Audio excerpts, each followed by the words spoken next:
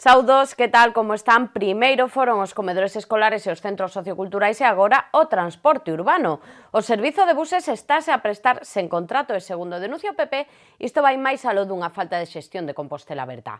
E máis os populares sospeitan que a situación é intencionada.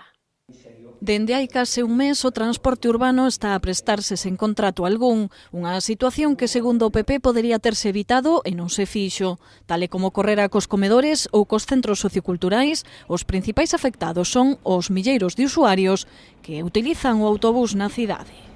Son decenas de miles de personas en Santiago que necesitan, es decir, que hacen uso del transporte urbano y algunos pues son lo que se llama técnicamente cautivos del transporte público colectivo. Son personas pues que no tienen otra oportunidad de resolver sus necesidades de movilidad que a través del servicio de autobuses. Y en estos momentos, bueno, pues nos encontramos con un servicio de autobuses que no tiene una garantía contractual. No hay en estos momentos un título legitimador para que la empresa opere en Santiago. Sánchez Brunet entende que a situación é injustificable e vai máis aló dos límites da neglixencia. E por iso que o concelleiro do PP pide ao alcalde que actúe. La verdad es que insistimos en la idea de que el alcalde debería ponerse un poco serio y debería pedir explicaciones, puesto que lo que ha hecho el concejal es injustificable. Ha dejado el servicio de autobuses, como digo, sin un contrato que lo sostenga, sin un contrato que asegure unas condiciones mínimas de prestación y sin un contrato que lo regule. Al no estar ya vigente el contrato, hay diversas obligaciones que figuraban en el mismo, pues que se diluyen. Ahora nos preguntamos, ¿en virtud de qué título legítimo puede el Concello exigirle a la empresa pues que realice servicios esenciales o que mantenga adecuadamente los autobuses o que ofrezca la información a los usuarios que el contrato vigente hasta el 2017 obligaba a ofrecer?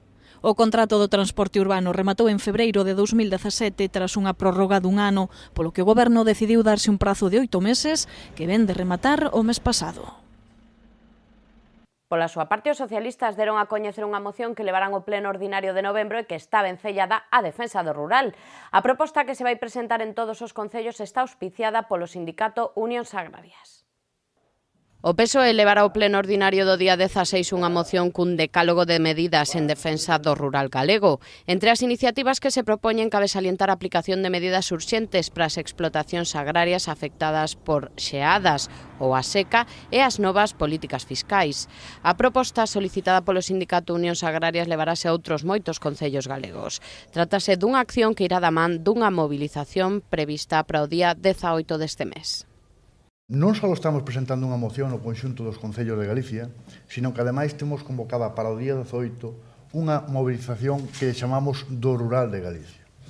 E convocamos esta manifestación, por certo, antes da vaga de lumes, pero ven a colación da vaga de lumes porque consideramos que máis alá do debate que existe hoxe en día da población, se os medios de extinción foron os adecuados, se o operativo foi o adecuado ou non, o que sí é certo é que a vaga de lumes é unha consecuencia do abandono que por parte da Administración da Xunta de Galicia, neste caso, se está dando no rural. A Facultade de Económicas volveu a acoller hoxe o Aquae Talent Hub, unha xornada dirixida a mozos e mozas con interese no emprendemento que xa tivo unha primeira edición moi exitosa no pasado mes de maio. Desta vez, a cita estivo centrada na innovación e dividiuse en dúas partes, un obradoiro e unha masterclass, impartida entre outros polo escritor Santiago Roncallolo. O talento como motor da sociedade, con esa idea se desenvolveu por segunda vez na Facultade de Económicas o Aquae Talent Hub, promovido pola Fundación Aquae, Biaqua e a Universidade de Santiago. Trátase dun encontro que quere espertar ese talento entre os mozos e mozas vinculado ao emprendemento e á innovación. Utiliza una palabra que es talento, que es la materia prima más preciada que yo creo que tenemos como sociedad en este momento. El talento que se da en todas las edades, pero sobre todo que se tiene que formar en las generaciones más jóvenes, es la herramienta que yo creo que va a resultar más útil para cambiar el mundo.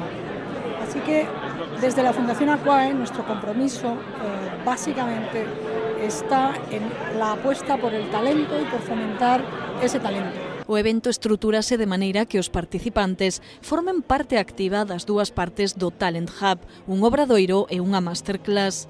O formato ten gran éxito vista a primeira edición e a cantidade de persoas que se interesaron por este novo encontro.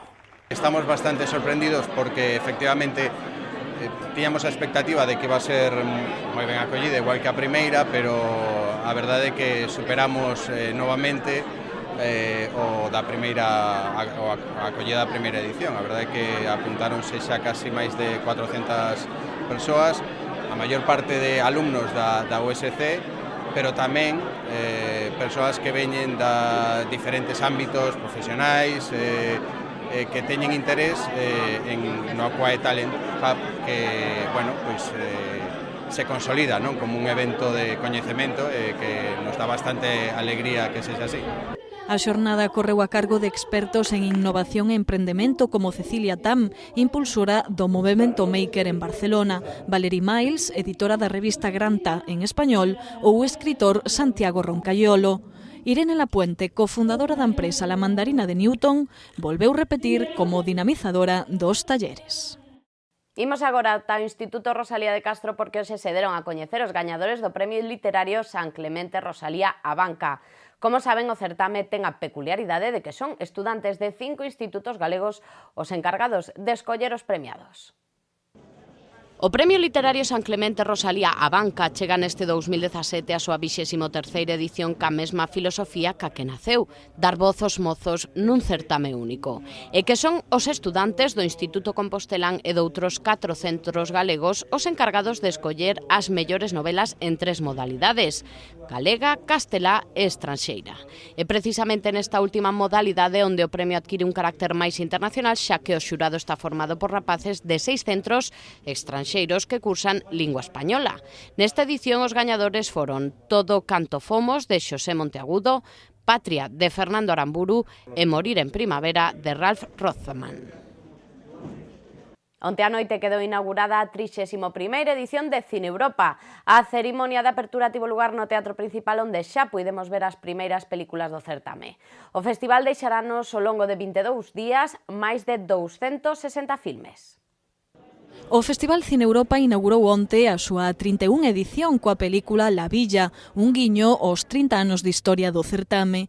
A gala contou coa presenza do director do festival, José Luis Losa, e o alcalde Martiño Noriega. A segunda xornada do certame abre as súas portas coa colaboración por vez primeira de Multicines Compostela. Esta nova sede acolleu esta tarde un pase homenaxe ao recentemente falecido Federico Lupi, que fora Premio Cine Europa en 2002.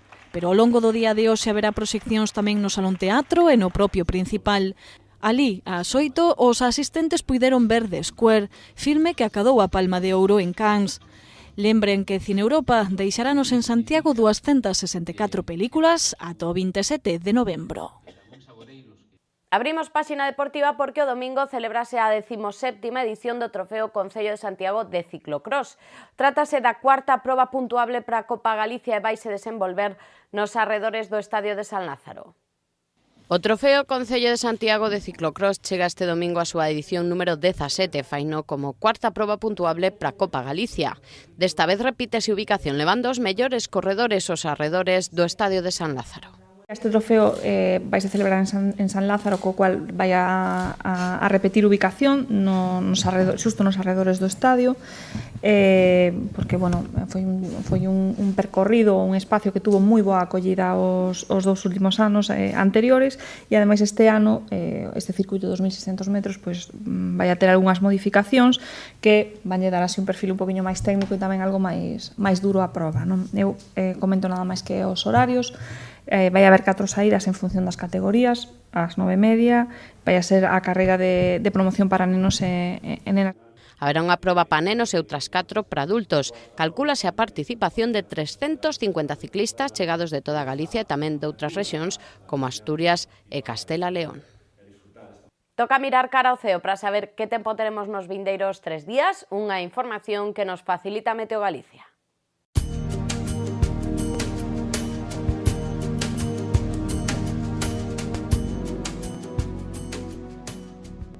O xoves en Galicia teremos unha xornada de ceos moi anubrados con néboa no interior e algunhas chuvias illadas no terzo norte.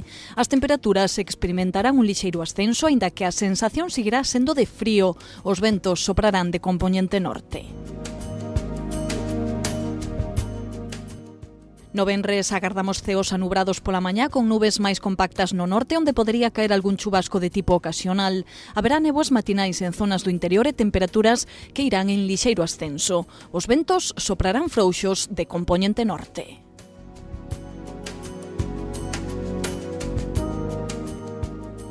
No sábado os ceos estarán anubrados con bancos de néboas en comarcas do interior. Co avance da tarde iránse abrindo claros na metade sur. As temperaturas mínimas estarán sen cambios significativos, mentres que as máximas sufrirán un lixeiro descenso. O vento soprará frouxo de compoñente oeste.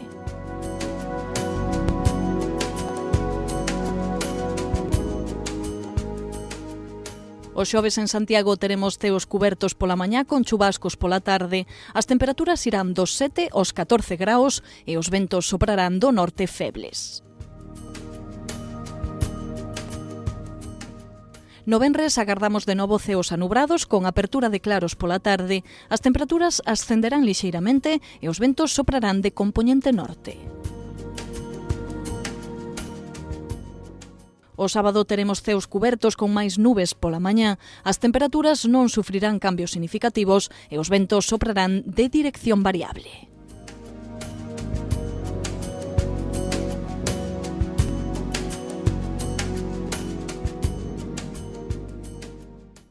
Rematamos este espazo informativo con o noso habitual repaso á Axenda Cultural de Santiago con algunhas suxestións para o seu tempo de lecer.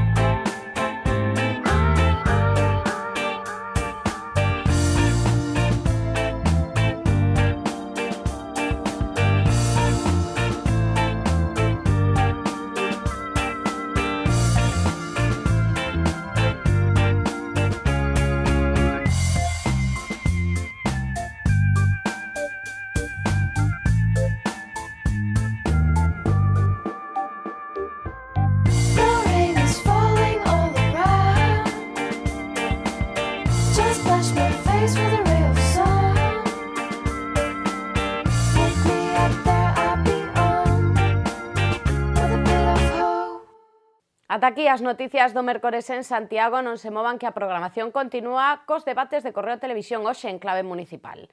Nos volvemos mañá con toda a información. Que pasen unha feliz xornada.